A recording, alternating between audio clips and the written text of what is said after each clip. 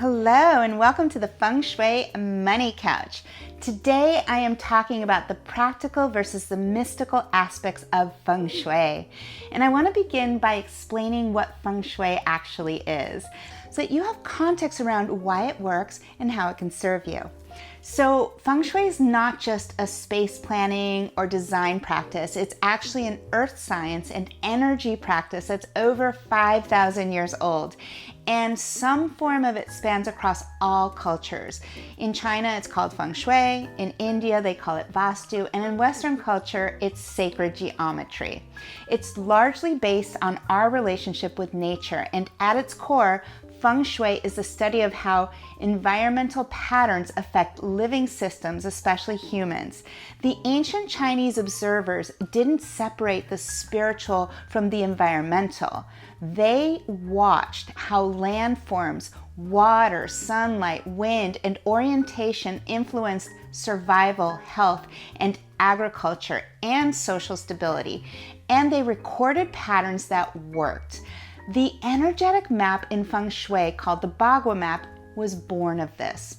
Now, while Feng Shui predates modern geology, ecology, and environmental psychology, it overlaps with all three. And the reason it still works to this day, and perhaps is even more important in modern society and the current buildings that we inhabit, is because it helps with poor layouts that are increasing cortisol, lack of daylight that affects mood, noise that disrupts sleep, clutter that impairs cognition, disordered flow that increases anxiety, etc., etc. So yes, it's super practical and imbued with health benefits, safety, and really good common sense. All that said, I spent the early part of my Feng Shui career trying to demystify and promote its practicality, but people still reacted to the idea of Feng Shui as woo. And in truth, they weren't entirely wrong. It is woo, but that's not the whole story. And dismissing the pragmatic benefits by solely focusing on the woo is like throwing the baby out with the bathwater. For years, I tried to introduce Feng Shui to the corporate space and furniture world that I was working in, and I was met with a lot of resistance. It was frustrating because you can truly practice Feng Shui without applying all of the more mystical and transcendental adjustments or cures and still benefit greatly from it. In those terms, it's just really good design and lifestyle choices. Now, there are a number of different approaches or schools of Feng Shui, and while they all work, they differ based on location, culture, training, and the practitioner. What's interesting though is that for a very long time, Feng Shui was only available to kings and queens and the most elite in society because they didn't want the masses to have this information.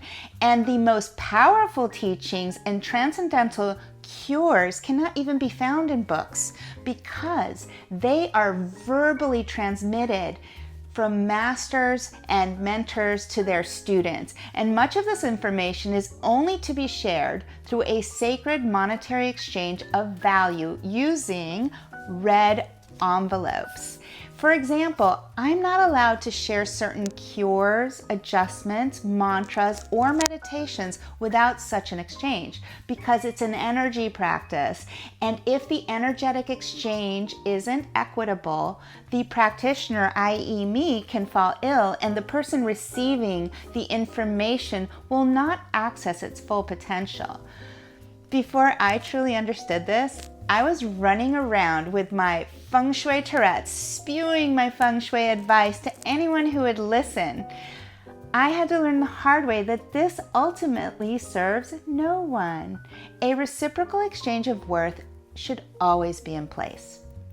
I learned this from one of my mentors, Christina, and much of what is actually taught in Feng Shui is very practical, and I can freely share it with you as content, and I do. I also no longer shy away from discussing the mystical and energetic qualities of Feng Shui. In fact, now I do so with reverence and without fear of judgment. because that which is sacred is verbally transmitted from master to student or practitioner to client with the exchange of currency using, as mentioned, the red envelopes in multiples of 9. So the greater the depth of knowledge, the more envelopes are shared. As someone who has been practicing Feng Shui for over 16 years, I can honestly say that the greatest transformational experience that I have personally experienced with Feng Shui came through the mystical practices and with an exchange of the red envelopes. Listen, as mentioned, I primarily focused on the practical for many years because I was operating in environments where the spiritual was frowned upon or mocked. And I was working in corporate environments with various high-end furniture brands that just weren't into it. It wasn't until the universe literally pulled me out of the corporate world that I was able to finally delve deeper into my Feng Shui education with an emphasis on mystical practices. And I finally went all in on the woo and worked with mentors and masters to operate with Feng Shui at an elevated level. That's when my life dramatically improved. My finances, my love life, my approach to my business, everything. I invested in myself and it's paid off handsomely. They say that when the student is ready, the teacher or mentor appears. When I was ready to go full woo, my mentor, Christina Hollinger, entered the picture. And the truth is, you do need to practice the practical stuff first before you can even apply the woo. For example, chanting mantras in the middle of a hoarder's home isn't going to help them. They need to start with the practical stuff like decluttering, cleaning, organizing. We all need to learn to walk before we run. I had walked a certain path long enough and I was finally ready to run, and that's when Christina Hollinger entered my life. And I am really excited to announce that Christina Hollinger will be making an appearance here on the Money Couch on Friday, March 13th. Don't worry, we're going to record it on the 11th, but you get to watch it on Super Woo Friday the 13th. All right, folks, cheers and ciao for now.